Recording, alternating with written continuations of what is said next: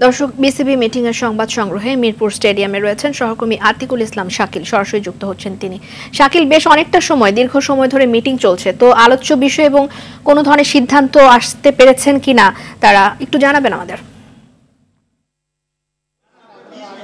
ধন্যবাদ আপনাকে। যেমনটি আপনি বলছিলেন, মিটিংটি শুরু হয়েছে আসলে 3:30 থেকে 3টার সময় শুরু হওয়ার কথা ছিল, যদিও সেখানে আসলে একটু দেরি হয়। এরপরে আসলে মিটিংয়ের যে আলোচ্য বিষয় আমরা জানতে পেরেছিলাম এর আগে, যে মিটিংয়ে হাতুরু সিংহে এবং বিভিন্ন বিষয় নিয়ে আলোচনা করার কথা, বাংলাদেশের পারফরমেন্স নিয়ে আলোচনা করার কথা, কিন্তু সেই বিষয়গুলো ছাপিয়ে যে বড় আরেকটি বিষয় আসলে সামনে এসেছে, তাসকিনের যে বিষয়টি, সেটি নিয়ে আসলে খুব সরগরম আজকে বিসিবি।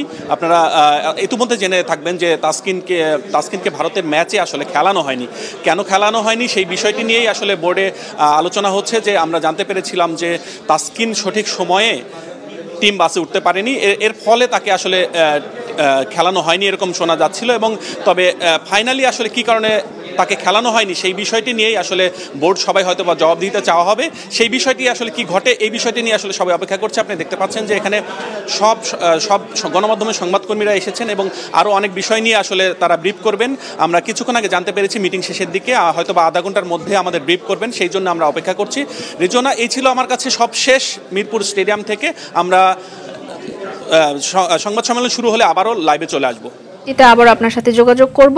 আপনার হাতে নতুন খবর আসলে। ধন্যবাদ আপনাকে শাকিল।